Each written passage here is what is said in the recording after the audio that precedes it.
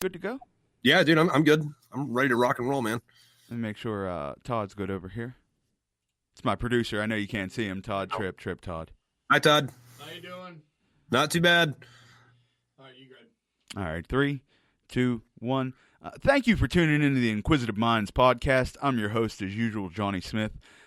Today with me as a guest, we have a Marine veteran, a freelance artist, a musician, and author of the Smokepit Fairytails series, Tripp. Welcome to the program, Tripp.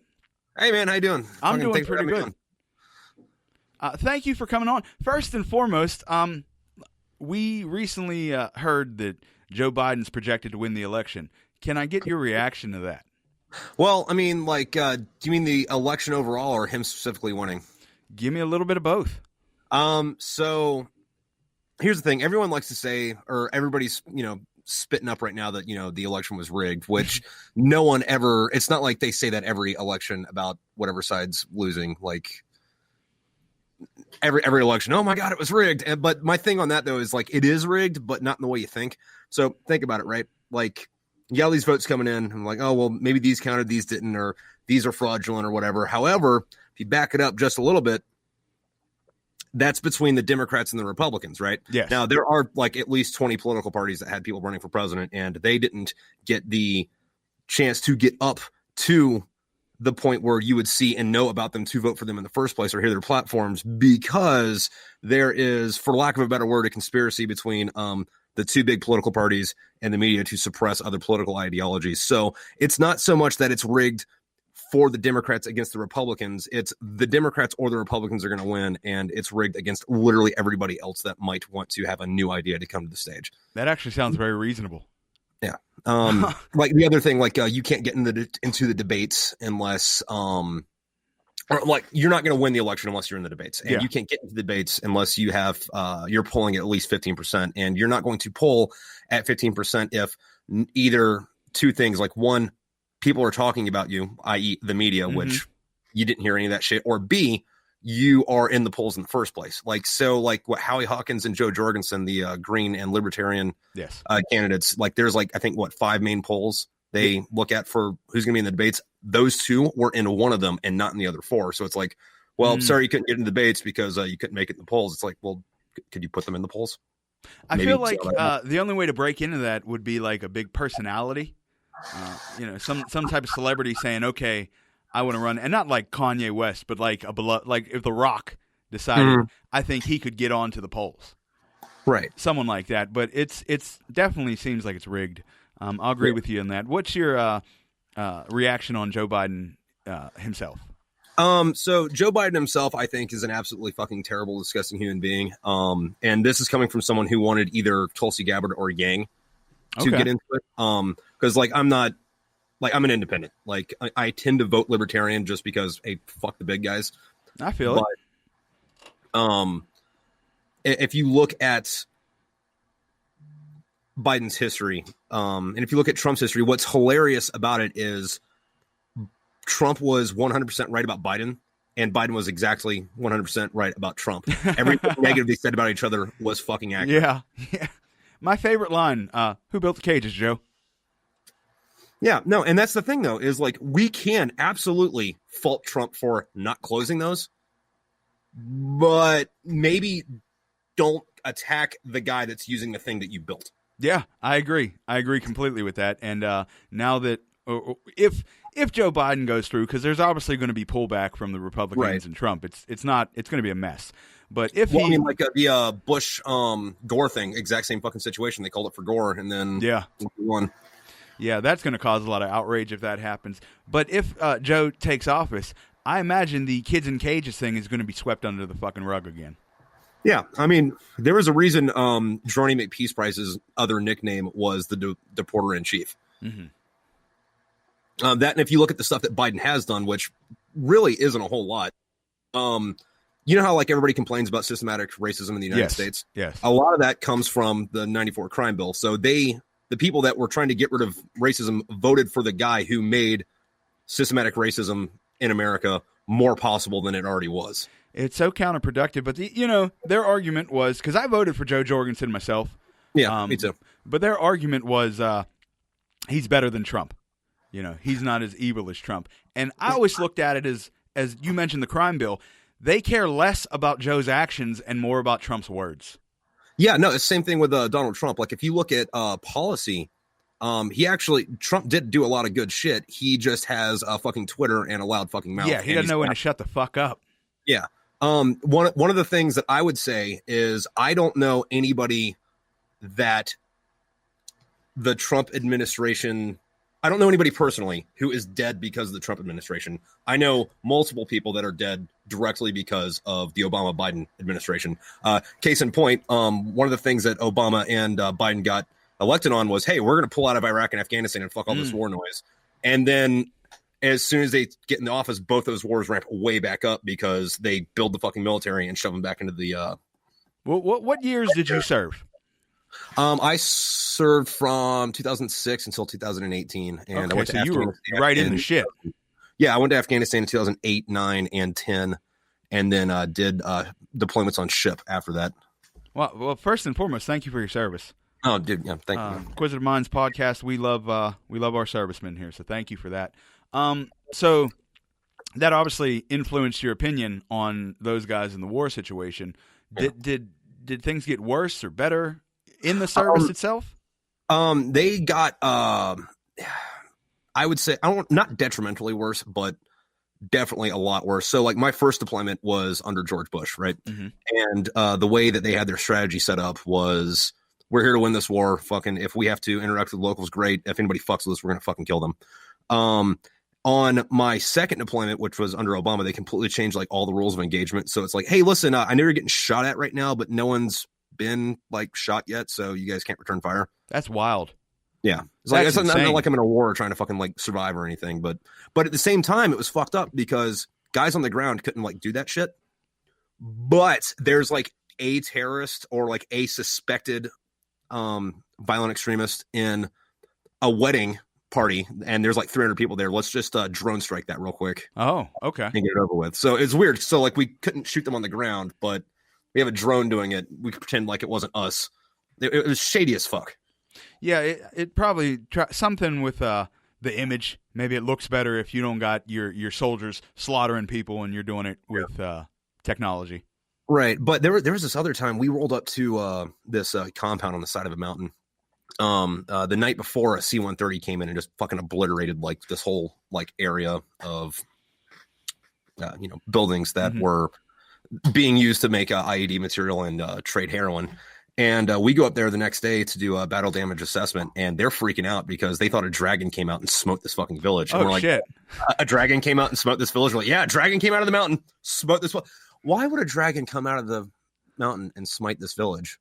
Well, I don't know. I guess he just didn't like us. I'm like, you sure you guys weren't like, running guns or building IEDs or kind of smells like heroin out here, but. That's wild, man. I didn't realize people still like had those types of ideas about the world. It's a completely different like world. Like we have over here and I hate the people that use the word privilege, but we have a very fucking privileged fucking society that we live in. Like in places like Afghanistan, what you have over there is you're effectively in the Stone Age, except for somebody gave them cell phones and AK-47s. That's like, wild, man. Yeah, like they're like and these people are also like super remote. There's like no communications, even like domestically. And Afghanistan isn't even really its own country. Pretty much what it is Afghanistan's a plot of land that the Iranians don't want, the Chinese don't want, the Pakistanis don't want. It's just like there. And if you talk to most villagers outside of the capital city of Kabul, they don't know what the fuck Afghanistan is. They live in Bakwa or Washir or Delaram. That's crazy, man. I had no idea any of this, actually. You would think as long as we'd been over there, we'd be more educated on it. Well, when I was there in, I want to say it was 2010, we went out to like, hey, nobody's been out here. Let's go out here and talk to these guys. And we get out there and we have our interpreter, and this like old fucking dude comes out and he's like, oh man, I haven't seen you guys in a while. I was like, what do you mean you haven't seen us in a while? No one's been up here in however long. You guys are Russians, right? And we're like, dude, that war ended like 30 years ago. And he's like, oh, wow. Well, I haven't left the mountain in 30 years, so what's your guys' shtick? Now, you said you got out in 2018? Yeah. So when Trump came in office in 2016, what changed in the service then?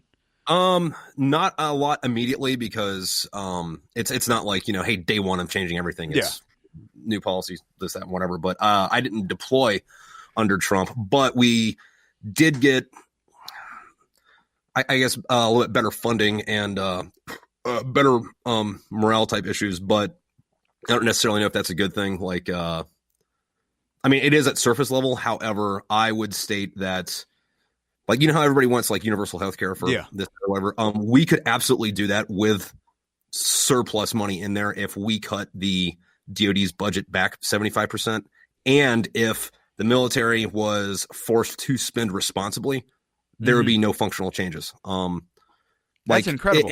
It's all kinds of fucking shit. Like big scale, like the not the F22, the F-35, right? Like we poured billions and billions of dollars into that to make this like super secret, stealth fighter or whatever. But like one idiot, left the blueprints for it in the wrong place back in like 2007. It's like, no, the Chinese have this now. Wow. So congratulations. We just dumped all this money into that for nothing. I think it was like 2 years ago. The Pentagon had $30 billion that they couldn't account for how they spent it, which I imagine was, Black Ops stuff, or it might be the, stop the aliens from invading fucking fund. All right. No, we're not skipping over that. Let's jump into that. That's ripe for the podcast.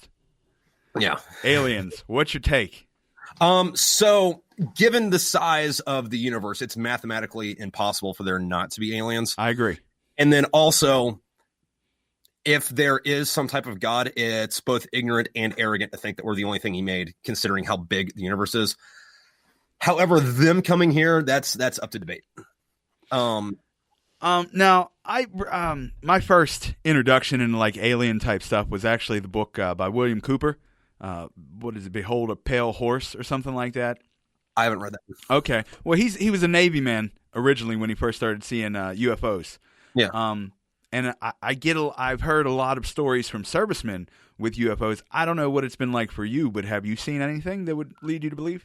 In alien UFOs, I've seen a lot of stuff in the news that would make me think that, like, especially that, like when the Pentagon released shit earlier this year. It's like, hey, listen, we got UFOs. You don't know where the fuck they come from. They're doing this, which is technically impossible. And then like no one gave a shit because, COVID and Trump. But as far as stuff I've seen personally, I've seen some weird shit, but I am almost 100% certain that it's our stuff.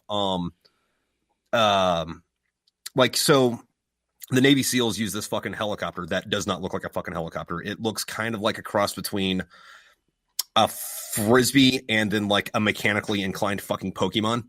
Oh, and okay. Like, well, I mean, I know for a fact that there's Navy SEAls in that they're repelling out of it. And like, you can't find pictures of this shit on the internet because it's like super fucking classified. But like, I want to say it was my third deployment. We had some Navy SEAls come to the ship to go do a operation. And like, they locked the fucking ship down. It was like, hey, listen, fucking turn in your fucking, like, everybody like give your fucking phones or your fucking iPods to like your commanding officer, because like we're not risking anybody fucking taking pictures of that shit.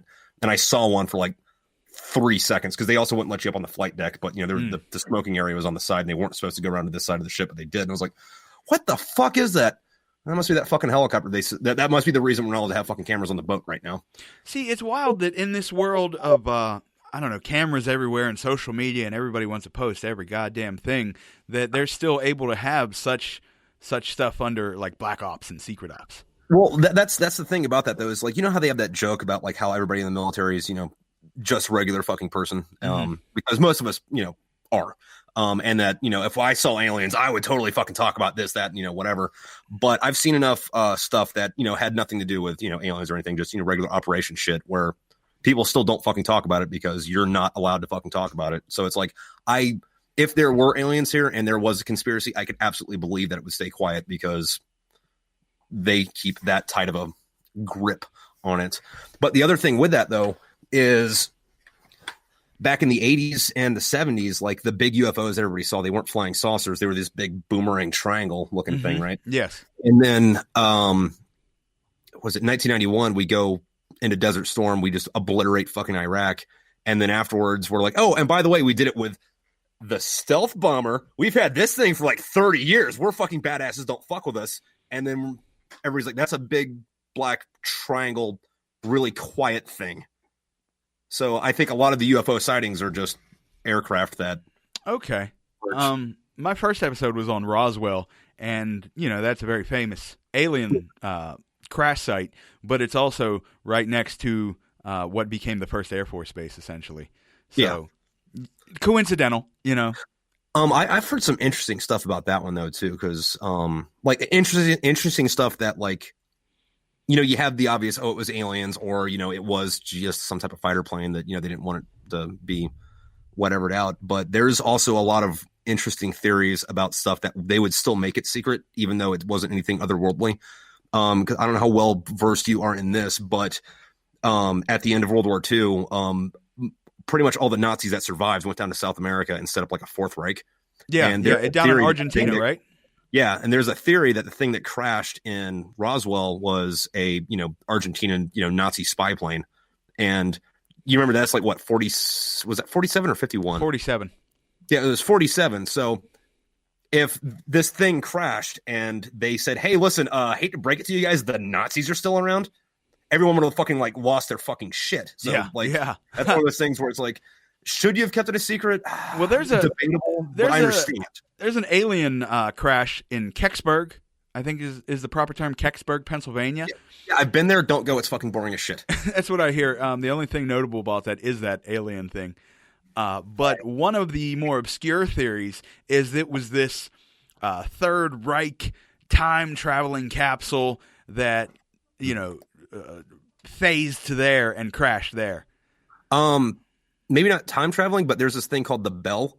That's what I'm talking about, the Bell. Yeah, Bell. Yeah, it looks just like the shape of whatever that thing was, and it definitely could have been that. The other thing with that, though, is they described that as being fiery, looking when it came down. And you could say, meteoroid, asteroid, aircraft that had some catastrophic failure and went down. But in World War II, there was these things called Foo Fighters that nobody knew what the fuck they were. But American fighter pilots were like, hey, there's these big burning balls of light that keep shooting down our shit. What do we do about that? And then when they would get debriefed, they're like, hey, listen, you don't fucking talk about that ever to anybody. And then, the 70s roll around and these guys have been out of the military for 20 years. And they're like, yeah, fuck it. So I saw this shit, right? Mm-hmm. And they told me to shut up about it. And then I never found out what it was. Well, I talked to some guys that were disappointed once they left the service. Like they felt like they gave their lives to it. And then when you leave, it's like, all right, move out of the way. We got someone in line next. Like they felt very disillusioned by it. And I would imagine a lot of these people that talk about this crazy shit feel that way after they leave, and then they say, oh, well, fuck them. I'm going to talk about it now. Right. And there's different levels of that. There's there's a big difference between you see something weird and then your commander says, hey, don't fucking talk about that. Shut up. And you see, or you're part of something weird and before you went into it being weird, they're like, hey, listen, there's gonna be some weird shit. You're never allowed to talk about this with anybody. You're signing all this fucking paperwork. You know what you're signing up for, not in the military, but like in the whatever fucking levels of it. And your entire life's going to fucking change because of this shit going on. And if you don't want part of this, now's the fucking time to leave. And then, some dudes are like, nah, dude, I don't want to do that shit. And then other people are like, yeah, dude, I'm in. And they go do their stuff and they can never fucking talk about it. But they got to be maddening. Not talking about it before they knew what it was. That's definitely got to be a maddening feeling. That's Probably, it's like if you do see an alien and then unfortunately no one believes you, it's going to drive you nuts because you know what you saw. So you're a freelance artist. I've seen some paintings you've done. You want to tell us a little bit about that? I mean, like I've always drawled or doodled or whatever the hell it was, since I was a little kid. And then at some point I got into watercolor and I really like the way that worked out. I do watercolor, I guess, quote unquote, the wrong way, because you're pretty much supposed to, and when I say supposed to, I'm saying, like high art world, posh bourgeoisie bullshit. You're supposed to, like take the paint, let the water flow with it freely and let it go all over the place. It's like, no, you can control this and make it work like, like markers or fucking oil paint. Like it's not going to look like that, but you can control the media in that sense. But that's folk art plebe shit. So, so what kind of, would you describe your art as folk art? I mean, yes. technically no, like, because, you know, folk art is, you know, like that old lady at the flea market that, you know, paints flowers on the side of gourds or whatever. But in reality, if you're not using your art to launder money for your rich friends, then yeah, it's folk art. Now, do you sell your art? Do you have somewhere where you sell it? And I'm open for commissions too. If, you know, people ask, hey, listen, you paint me this, I'm like, yeah, I can do this for you, that for you, this for you, and then.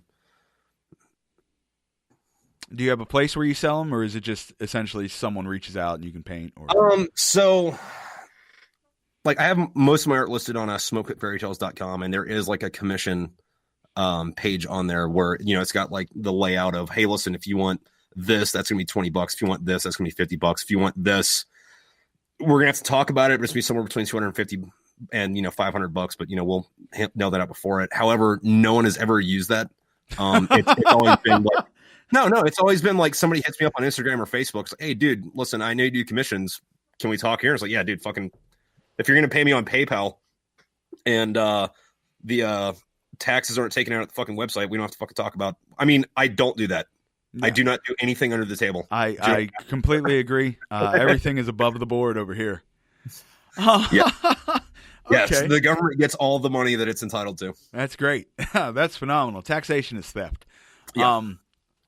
So you also you do music, like you've done some music for the other podcast with Dan Brady I'm on, What in the History. Go into your music a little bit. Again with that, you know, I've been playing guitar for, I want to say I was like 13ish. My parents went through like a really fucked up divorce, and then I got drug up to Ohio from Florida, and the only things to do there are find something to do in your room or drugs. And I mean, I like to smoke and drink my drugs. Like I don't need to be doing friggin' what was it? I mean, you know, a little weed here and there. That's one thing, but I don't need to be doing fucking crack when I'm fucking 14. You know, so yeah, you don't need to be starting out 14 doing crack. Yeah, but like I had nothing to do. I fucking hated where I was at. Fucking that side of the family is all fucked up. I still don't fucking talk to them. I'd had to suck going from Florida to Ohio. Like, ugh. Yeah, no, fuck? And then so I just hung up my room and fucking played guitar all the time, and then I don't know, got half decent at it. And then that song that Dan has on or that you guys have on excuse me, What in the History is kind of a roundabout way of saying it is that song is from a soundtrack that I did from my own books. Oh, so, okay. Yeah, so like the first, you know, all my books were illustrated, but like when I was writing the fourth one, I was like, wait a minute, I know how to play music too. I can make these guys play guitar and then throw that in the back of it. So there is an accompanying soundtrack that you can get on iTunes or Spotify or whatever. But in books 4, 5, and 6, there's also the sheet music in the back if you want to play it yourself. That's pretty cool, and that's a good segue. You're the author of the Smokepit Fairytails series. There's 6 books right now. 6 right now, yes.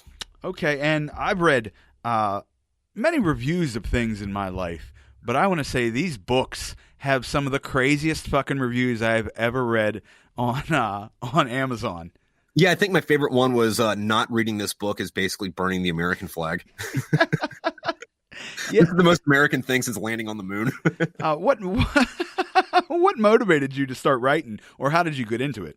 So, again, mostly started off with short stories or like little comics I would draw, and then I would hear people say shit or just have these fucking like outrageous fucking conversations, usually on the smoke pit, which is the designated smoking area outside of the barracks, you know, because you can't smoke inside, so you go outside to smoke, and then since you're already outside smoking and someone else has got beer, that's just where you fucking hang out. And I got to this point where like people would say just like this fucked up funny story shit, and what I would is I had this like little black moleskin book, and I'd like, oh, that was funny, I'm fucking writing that down for future use or whatever. And then at some point I decided to put them, I read a book called The Raggedy Ass Marines, which is where it inspired me, but that book was a bunch of letters back and forth between these 2 Korean and Vietnam War vets just saying, hey, listen, look, check out the shit I did this week. Oh, you think that was cool? Look what I did. And I was like, I could do something similar to that. That's very creative.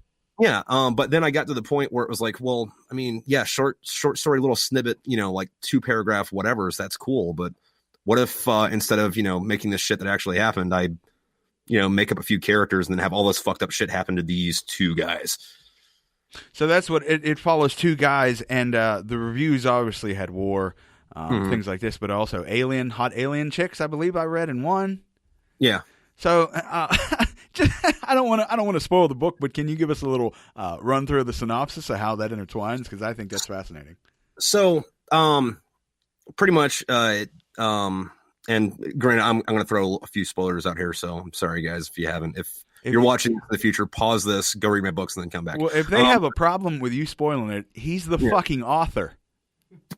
Yeah, so you got these two guys, Hank and his corpsman buddy Doc, and they're, Lance Corporal E3 assholes running around Southern California. And then Iran invades Iraq, so they, get mobilized, get sent to Iraq, and then while they're in Iraq, they get separated from their platoon and get stuck in this cave, and this cave ends up being this old Babylonian temple or whatever, and then everybody dies besides Hank and Doc, and they accidentally become immortal.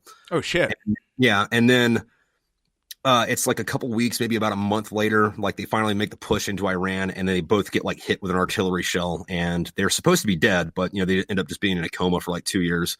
And then when they wake up in the brain dead ward, everybody's freaking out. So you're supposed to be dead. And then I maintain that I traded the Marines eating crayons thing, because Hank makes a joke about he's like, well, my first sergeant thinks that I'm brain dead, but that doesn't stop me from eating crayons. Oh wait, no, it doesn't not stop me from. I don't eat crayons, all right. And I wrote that in 2014, which was way before these fucking memes, so I'm taking credit for that. But I wanted aliens in it for a reason that comes into play a lot later. But what I had with the first contact was that first contact came while these guys were in a coma. So they wake up and they go to San Diego and they're like, wait a minute, what the fuck why are there no. So I was asleep for this. Cool. Got it. And then the main character, Hank, he ends up getting together with one of the alien chicks. And then in the second book, book's about that's wild.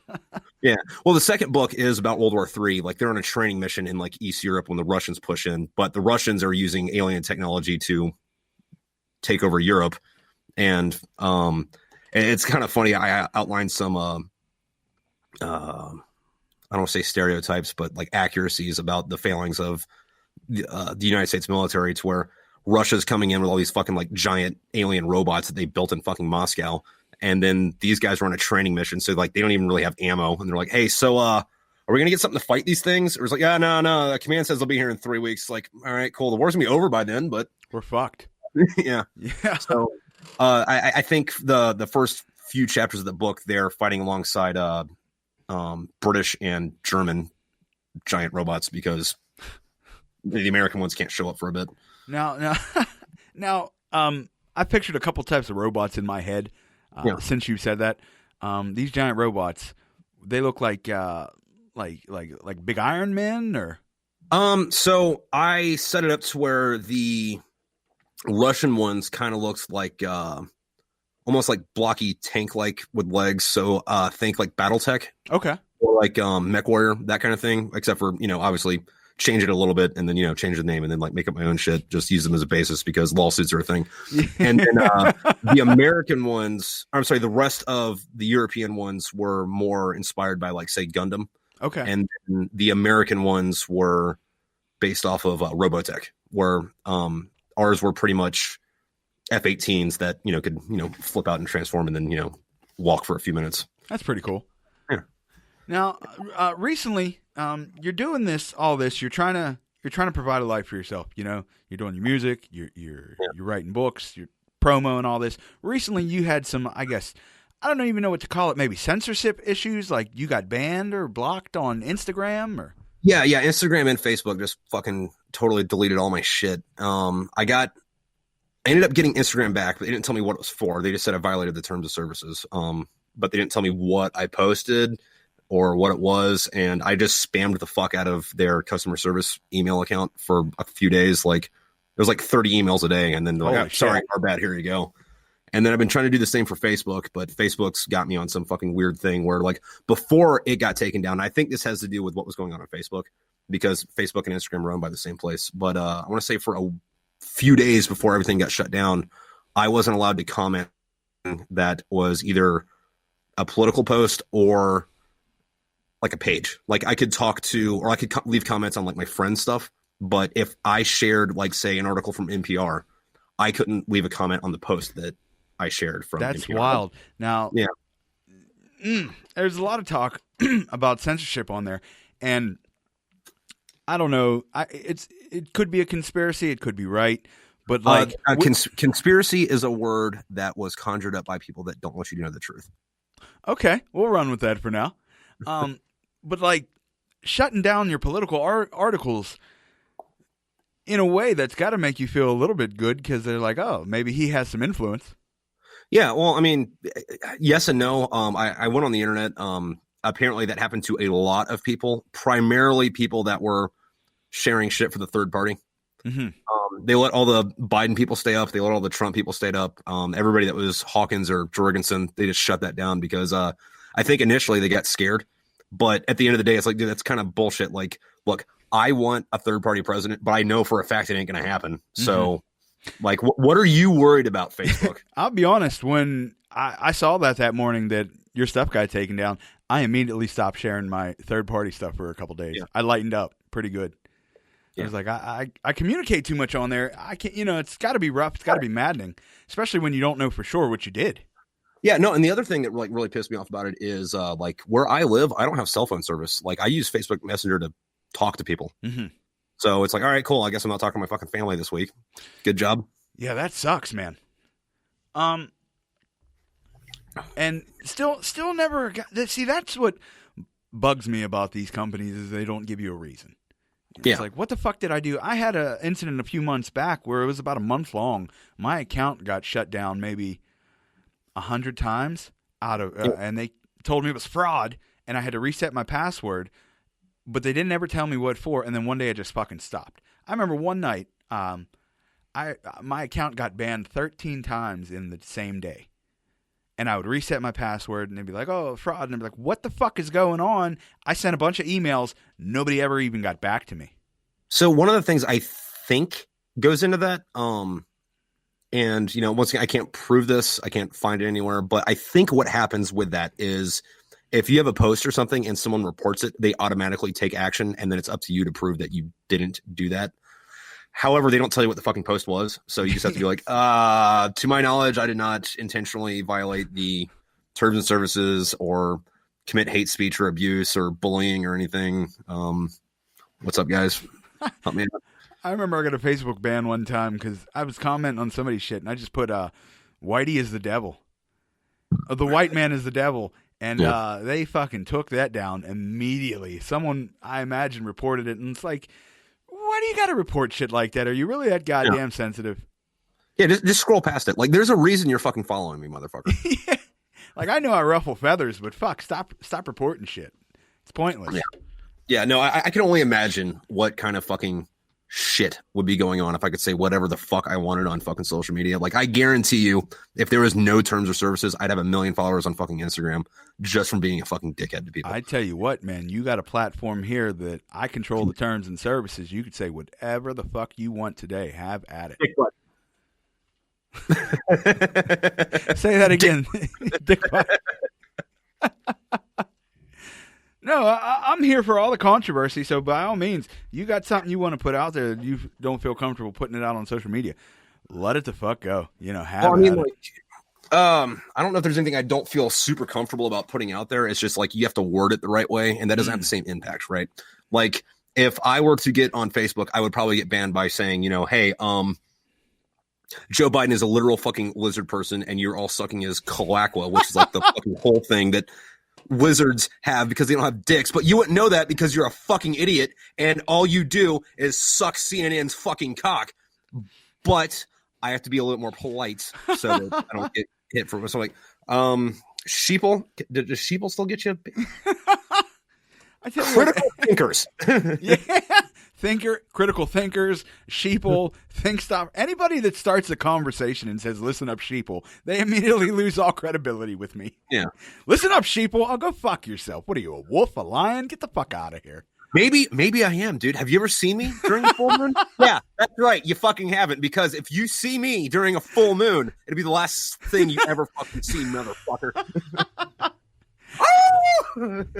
All right. Joe Biden, lizard people. What's your thoughts on lizard people? Start off the bat. Okay, so actual answer, probably not. However, metaphorical lizard people, yes, they are absolutely metaphorical lizard fucking people. They do not care about you. They want you to live and die as quietly as fucking possible. And if you raise any type of awareness to yourself, they will fucking eat you like a fucking Komodo dragon would. Okay, I believe those people are real. I was going to ask you if your description of like actual lizard people like that was something like, you ever hear of psychic vampires, people that just drain your energy and shit like that? Yes, they're called ex-girlfriends. You got my producer on that one. Now, I don't think lizard people are a real thing, but I do think the reptilians have arrived. Yeah. And if you get into the lore of that, it's kind of fucked up, because if you look at, what their mission is here, which is to, I'm speculating a little bit, but what it seems to be for me, from what I understand, is like, it looks like that there was some type of fucking God, right? Created the universe, created man in his image, also created other aliens in his image. But because the universe is going to do what it does and life finds a way, other things independently evolved out of nothing. And like, say, lizard people, the reptilians, would be one of these evolved independently thing. And they think that since humans or humanoids have souls, we get to an afterlife, as where when they die, they just fucking die. But if they eat enough of us, they'll gain a soul, and they won't go to heaven, but they might go to purgatory, and that's better than just dropping dead. That's a much different theory than I've heard. I just thought they ate us because they were lizards and we're tasty little squishy things. There's tasty squishy things all over the place, dude. Like if it was just tasty squishy things, like we'd be friends with them and we'd be eating fucking cows together. Yeah. But if we have a soul, which they have to do some like weird fucking ceremony, like, as some people would describe it, literally eating babies, that would get them to have a soul, then that would make the conspiracy theories make a lot of fucking sense. And our government's dealing with it because, they're not eating fucking rich people and fucking Mercedes. They're not eating fucking politicians. They're eating Jeb and fucking Frank and fucking Davon out in the fucking sticks. And so what if somebody saw them? That's some fucking dumb redneck or some fucking like inner city fucking trash. Yeah. Like, they're not going to believe them. You fucking psycho. Get off the drugs. There's no such thing as aliens, and they're not eating your babies. Yeah. But the other thing is they're doing that in exchange for fucking technology, because it started off with they're going to come down and they're going to play both sides and make sure they win. So you talk to us and they talk to the fucking Soviets. Actually, if you looked at it before, they were talking to the Nazis, and then the Soviets were like, we have a lot more bodies to throw at this. We're going to make that a no. But, after World War II, it became, all right, so we got to talk to the Americans. We got to talk to the Soviets, and we're going to tell them that we're not talking to the other guy and kind of put him against each other. So hopefully that they destroy their planet and we can come in and take it. And I have a thing for why that is here in a minute, but that's kind of built it up to where we eventually got the right weapons to where we're in this like 4-way Mexican fucking standoff where we got like Reptilian Clan A, Reptilian Clan B, us, Russia, and then maybe the fucking Chinese all pointing guns at each other. And it's like, all right, anybody wants to fucking do anything stupid, we can do fucking stupid. But my other theory on that, though, is there's some type of, well, you know what the Nordic aliens are, right? The like tall Icelandic, like tall whites. Yeah. They there's like this like space or galactic like United Nations type thing, and since we're not a developed planet, like we're effectively fucking space fucking Venezuela, right? Yeah, we're third world planet. Yeah, but since we're a third world planet, we are protected under treaty from invasions from other races. But if we can nuke ourselves into oblivion, then we'll be deemed unresponsible and free for fucking taking. So if the reptilians can get us to fucking nuke each other into a nuclear apocalypse, they can come down in droves and literally fucking eat us like Terminator style. Woo! You did not disappoint. I'm so happy I have had you on this episode, I will first off say. So I've heard of a base, though, of an alien base kind of like you mentioned, like United Nations base, but like in the United States underground somewhere. Yeah, there's supposed to be one in not Duluth. No, it is Duluth. But it's not that Duluth. There's a Duluth, I think, in New Mexico that's got like a population of like 500 or some shit. Mm-hmm. But there used to be an air base there and a bunch of mines, and there's legends of people going down there and fighting, running into aliens. There's one dude that said that he went down there and shot one of them, and then he got like wounded on the way out. And he went around talking at UFO conventions and shit. I forget what his name was, but like he was talking about these at these UFO conventions for about a year before he mysteriously died. But he also had like really weird fucking like burn mark scars, and it's like that doesn't look like a fire scar. That doesn't look like an electrical burn scar. Maybe it was hot ramen, and you fucked yourself up with that because you know that those like spice packets like can do some like weird shit to your skin if you also put boiling water on it. Or maybe you're telling the truth. I don't fucking know.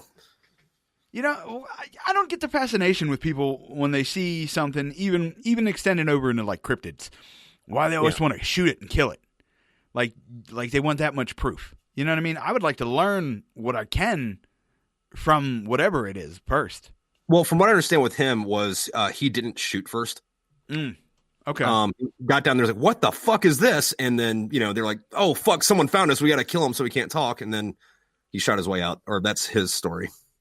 See, I'm in a situation in my life where I don't have too many attachments, so I would love to stumble across something like that and be able to be like, whoa, I don't got no wife and kids. I can stay here. I don't ever got to leave. You know what I mean? And just like learn about alien shit for the rest of my goddamn life. Yeah, until they take your brain out and put it like in a jar and then like study you because like, listen, like we go into the forest and jungles and we cut shit up to understand what it is. And then we have some other people that like to fuck sheep. Yeah. What if both happens to you? All right, so we're going to dissect your leg to see how your cardiovascular system works in your extremities.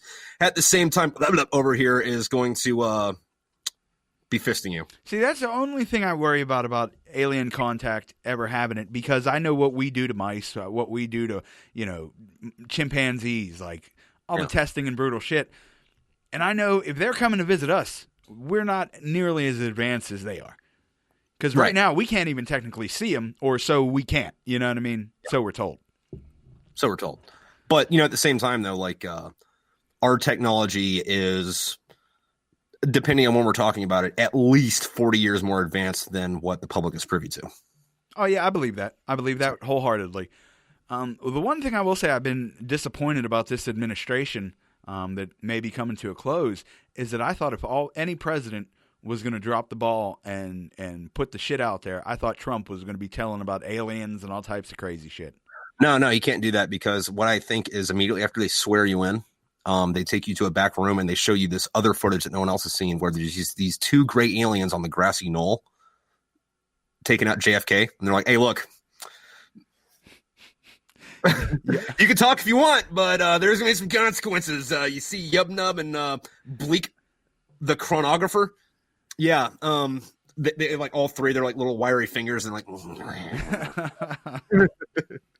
Yeah, I guess so. I mean, the shit he ran his mouth about wasn't anything really important. It was a bunch of braggadocious and ego-driven shit. Yeah. Now there was some good things that Trump did do. One of the things I would point out is something I didn't know about until I heard Michael Moore, of all fucking people, talking about it. Oh, wow. And okay. I don't know where you're at on the political spectrum. Like, you know, I know you said you voted for Jorgensen, but like on it, man. But I think Michael Moore is a fucking left-wing fucking nutbag. But he was talking about, he understood why Trump won, because there was a factory in fucking Michigan that was like, hey, we're going to take all these fucking cars, or this factory, we're going to move it to fucking Mexico, and you guys can go work at fucking McDonald's. I don't give a shit. Fuck off. And he went up to fucking Michigan and said, hey, listen, if you guys do that, I'm going to put so many fucking tariffs on here. Fucking GM is going to go out of fucking business. So they kept their factories open because Trump fucking threatened them for getting American jobs. So I will say I've seen most of Michael Moore's films. I was a bigger fan of him before I learned a lot of his shit in his movies was like really super staged. Yeah, like that thing where it's like if you the bank open an account, you get a gun. Yeah, he didn't even get a gun from that bank. He had to go borrow somebody else's and just walked out of it. Yeah, and they handed it to him. Like, and usually you had to fill out something and they would mail it to you. Like, there's a bunch of bullshit. Yeah. And anybody who's an extremist, I don't care if they're extremist to the far right, to the far left. If you're an extremist, I only got so much patience for you, really. Yeah. Well, I will half agree with you on that. If you have a cogent, well thought out argument, I will listen to it. Because whether or not I agree with you or not, it's like, okay, all right, well, this person at least I might not agree with them or do what they want me to do, but I'll sit there and listen look, I got like this whole fucking 10-step thing. Here's my reasoning for it. Here's my secondary and tertiary effects for what would happen if we did this. And then this was led to by this, this, and that. And that's why we have to stop squeezing dogs. Yeah. No, I agree with that on some point because I listen to people I don't agree with, either for entertainment value or to try and learn another perspective. Yeah. Like I listen to Alex Jones, Ben Shapiro, Louis Farrakhan, like anybody that's got a crazy opinion, I'll give a little bit of attention to. Just first off, Alex Jones is fucking hilarious. Oh, yeah. Like if you take him seriously, you're a nut, but he is hilarious. Yeah, no, the other thing, though, too, is if you don't look at both sides, you're putting yourself in an echo chamber and you are being intentionally ignorant. I agree with that 100%. I try to listen to, multiple perspectives, and that's how I come to my opinions. Right. I'm not like, oh, Charlie says it's good, I'm riding with Charlie. You got to form your own shit, Like, what are Charlie's credentials on this real quick? Yeah, exactly. Like these celebrities that reach out. Who the fuck are you? If Charlie took apart an F-150 and built a fucking fighter jet out of it with duct tape and super glue, yeah, dude, fucking tell me all the fuck you want to fucking talk to me about fucking engineering. I'm fucking in. I don't know how the fuck you did that. Like, witchcraft was involved, but yeah, no, I dig it. I was recently down in Texas, and my sister and her husband and the general vibe of people, they were very conservative. Much different from what I'm at in Pittsburgh. Yeah. I was down in like Central Texas. Okay. All right. Yeah. And I was able to have a lot of conversations with people, and it's fascinating because unlike some people I've spoken to up here, if you disagree with them, they don't immediately start screaming in your face. Yeah. But what I learned is it seems like the big issues, especially, there's two different conversations going on. Like up here with abortion, and do what you want, I'm pro-choice. But up here with like really left people, they're like woman's choice, woman's body, woman's choice. Fine, I agree, 100%. Down in Texas, the conservatives I spoke with are not giving a fuck about a woman's body or choice. They're not even thinking about that. They are completely saying we are against all dead babies. Yeah. You know what I mean? So if we could have some type of get-together where people don't fucking scream in each other's face, you might understand each other a little more. Right, but the thing with that, though, is like in any given conversation, you have far this side, and when if you're over here, if you're arguing with these people, you're not trying to change these people's minds. You're trying to change the listeners in the middle's minds. Yeah, I try and think of myself as someone who's fairly centered, fairly balanced, and the verbal abuse I have gotten from both sides this year have been fucking absurd. Like, I got called a hippie and a Nazi in the same fucking hour. Dude, I'm doing something right. Bro, I was called alt-right and a libtard in the same day. Like, what the fuck are you guys talking about? Yeah, which one is it? If you don't agree with someone 100%, they just immediately, oh, you're a Nazi piece of trash. Like, get what? What? One of my favorite things about that, though, is how people get labeled either Nazis or communists, and then other people will... And by people, I mean Americans in our political.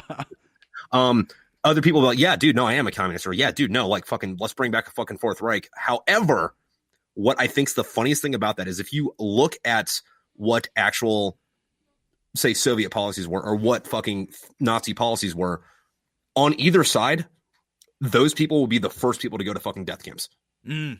Because like, let's do both, right? So your average American communist is a fucking mid to early 20s fucking political science or a fucking journalist major or an artist. And I don't know if you knew anything about the Great Purge, but they either got lined up on a wall and shot, sent to a gulag, or both. And then the people that would identify as Nazis, I'm not saying fucking everybody on the right's a Nazi. I'm talking like actual fucking like runs around with a fucking swastika. Yeah. They are normally the kind of people that don't have a lot of education, fucking aren't physically built well, which is a fucking big thing with them. And I know I'm going to get a call from a very in shape, intelligent Nazi running his mouth about this episode.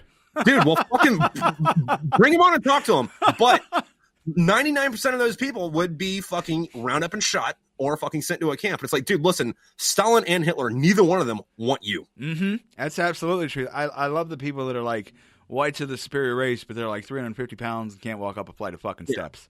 No, and now if you can fucking literally pick up a fucking pickup truck, all right, cool. Listen, like, I don't agree with you, but like, I respect your fucking argument because you're bringing your ass to it, you know? Like, you're putting your money where your mouth is. I don't like that you're saying that, but fine. Yeah, if Captain America just decided to start saying that, it would be hard to argue with him because you're like, well, you can fucking lift up a car and throw it, so yeah, I can't do that.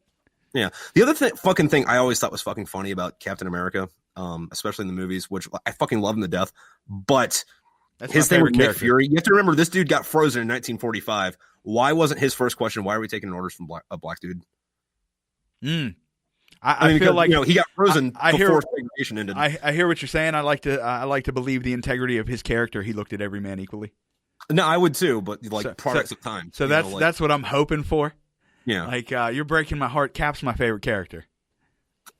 No, me too, because he's an actual hero as to where most others are anti-heroes nowadays. Yeah, that's what it seems like. Like, I don't know. I love his moral compass is really what drives me. My moral compass, however, is in the Bermuda Triangle. So yeah, mine has been very shifty over the years. It's been hard to pinpoint down where it actually is. Yeah. I'm trying to move it to the better, wherever the fucking good side is. yeah, wherever the fucking magnets go. But yeah, no, that's the other thing, because like there isn't a good side in America. It's like you're either on this side or that, and then both have their virtues, but both are also fucking super fucked up. Yeah, so both have flaws. You know, there was and I'm talking about extreme cases right here, and that's what that's what a lot of people use, you know, in their arguments. If you're a hardcore conservative, you use extreme cases of liberalism, or if you're a hardcore liberal, blah blah blah. But you know, especially like at a Ben Shapiro conference where he has his little videos where he answers questions. A lot of these people asking questions are so full of shit. They're like, you know, why should you own 3 houses when he doesn't have a house? We should come and take it. Like, whoa, calm down. Because jobs are a thing, and I hate to break it to you, but the world works a certain way. Fucking get off your ass and work, or don't. And that's 2 points I'm going to break up on this one. Like, A, for the religious types, I think Paul said, "Thou who does not work shall not eat." B, fucking, if we want to go into like a atheist communist fucking society, same thing. Like, communism only works.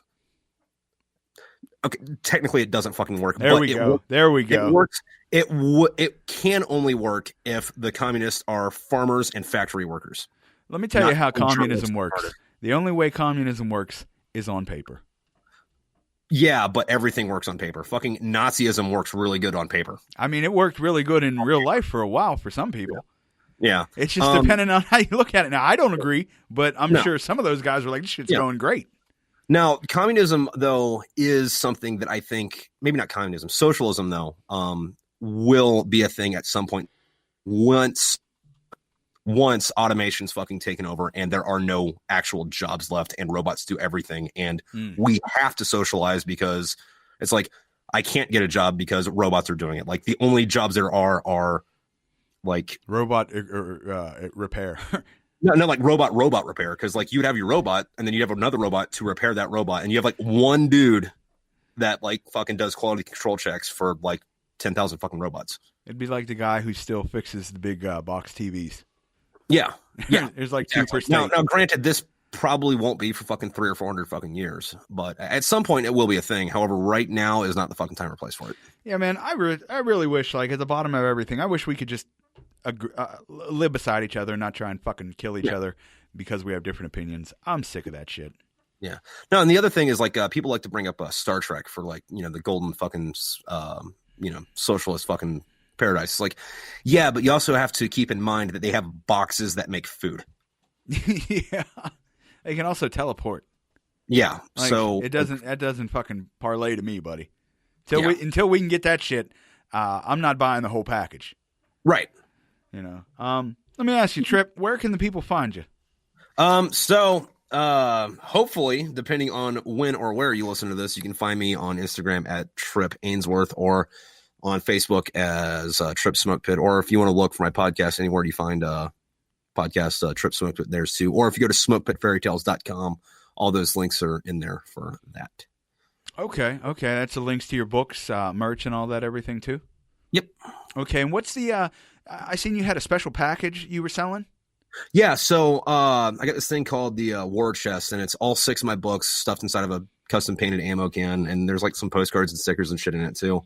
And then with that, everybody that buys one of those, I keep your address, and then like every next batch I make, like I'll make a new postcard for it, and then I'll send a postcard to everyone who bought one in the past.